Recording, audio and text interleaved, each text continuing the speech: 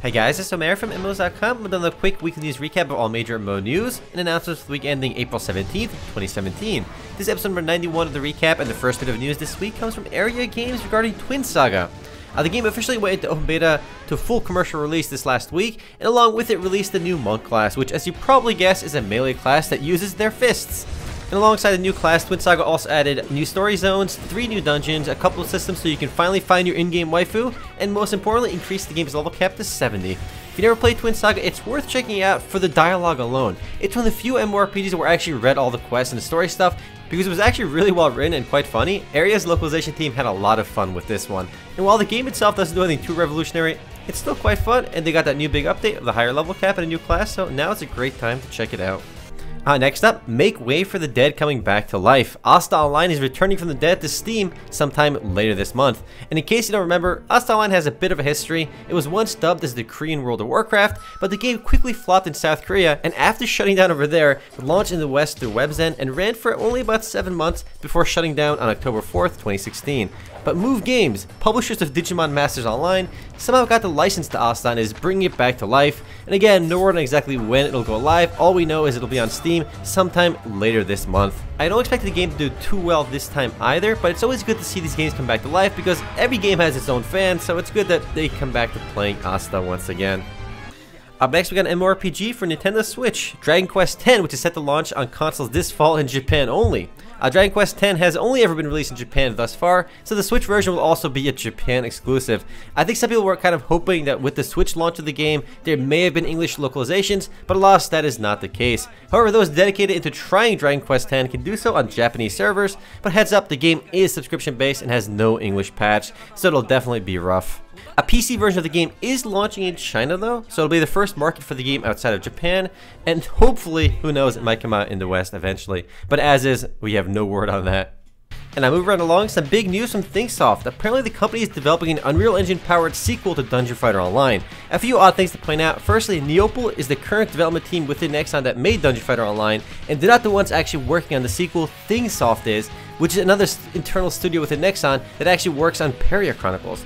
Secondly, it'll be Unreal powered and 3D, so it likely won't look too much like the original.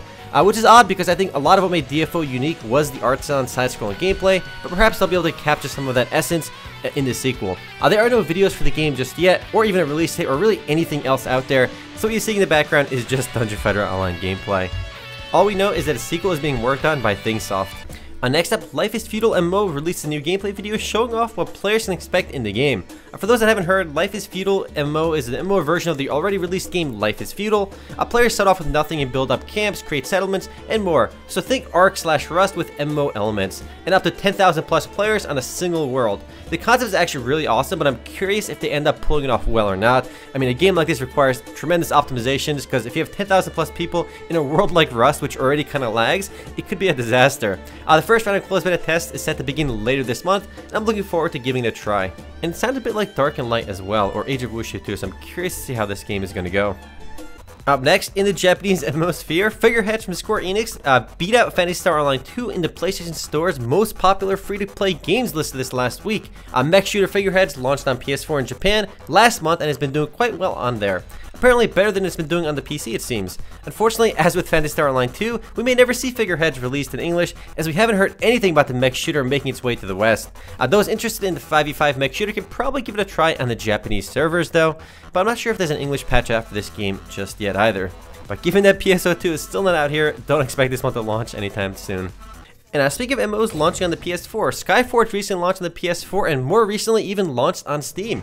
This certainly comes as a bit of a surprise, as prior to Skyforge, only Albion Online and Clad Pirates were the only My.com games available on Steam, but it looks like they're starting to embrace the platform as well. The launch is off to quite a great start, as the game already has about 2,200 players on Steam alone, which shows that Skyforge is actually still fairly active in its player base, as many more players are playing off of Steam than on Steam. And despite some complaints about the game people have been voicing on RMRPG and other places, I think the game is still worth trying. It's got a really cool class system and a neat sci-fi/fantasy world.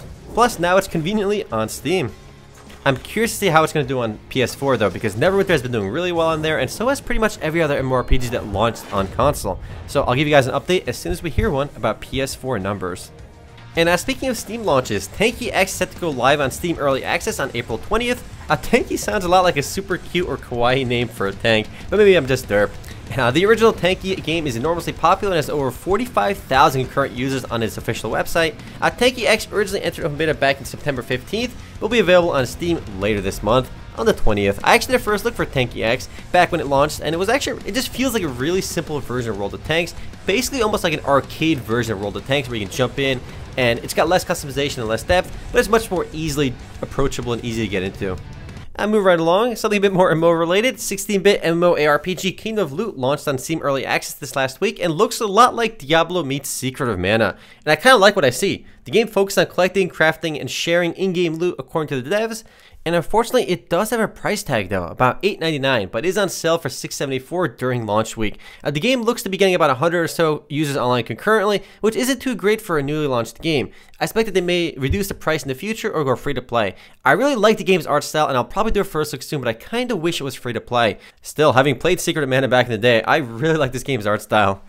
I'm right along some pretty big mobile game news. Fate Grand Order is set to come to North America this summer. I know she will be happy to hear that, and she's actually the one that linked me this article. But Fate Grand Order is an enormously popular mobile game, one of the highest grossing mobile games in the world, despite only being available in Japan and China right now.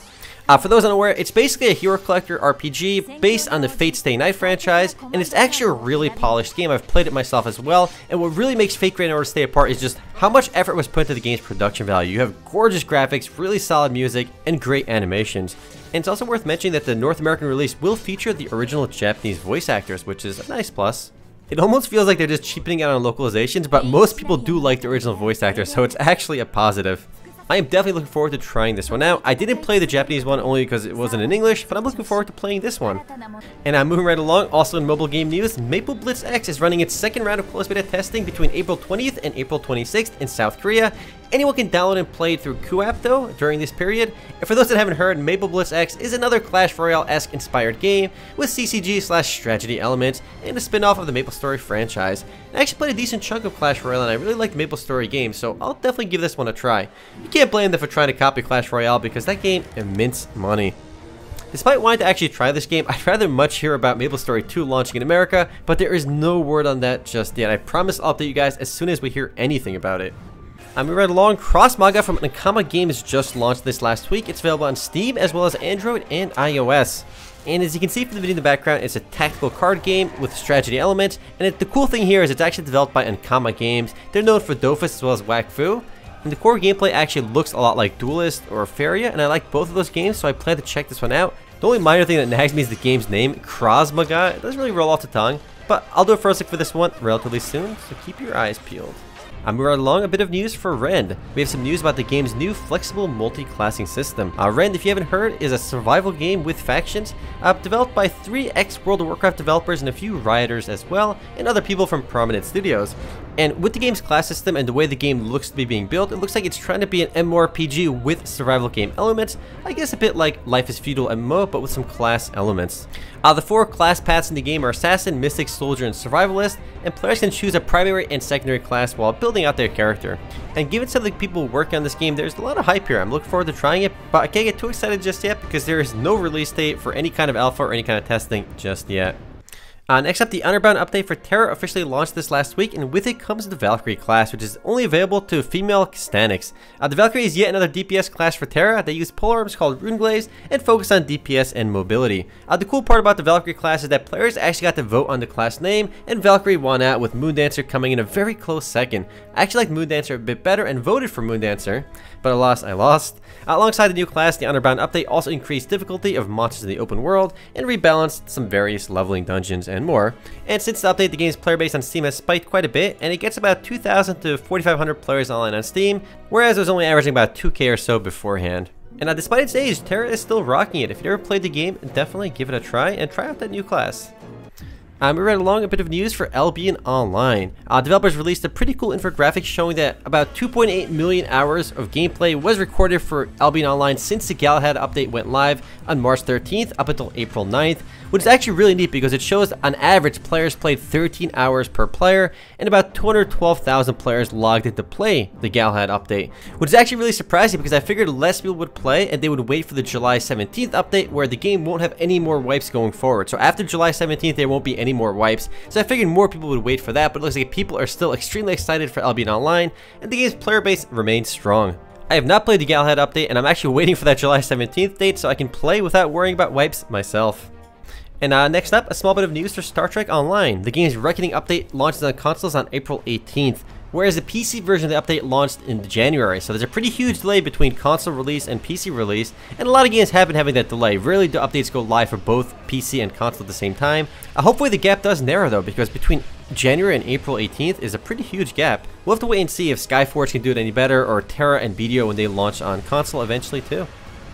And moving right along, we have some pretty big news from Tencent Games. They'll be rebranding their Tencent Game platform as WeGame.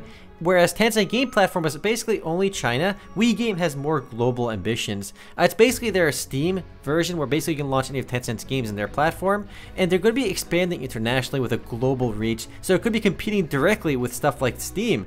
And given that Tencent owns League of Legends, they could bundle WeGame with League of Legends, and to play League of Legends you can go through their platform, and that would instantly give it a player base bigger than Steam already with how big League of Legends is. But we'll learn more about Tencent's WeGame on their big reveal on April 20th. And the reason you're seeing Moonlight Blade in the background is because you can play Moonlight Blade on Tencent Game Platform today. The next and last bit of news this week comes from World of Tanks, and they're introducing a new 30 vs 30 frontline mode, which is a much larger scale battle, and it takes place on a 9-kilometer squared battlefield called the Frontlines. And it's a 30 vs 30 game with 5-man platoons, and everyone fights on tier 10 vehicles.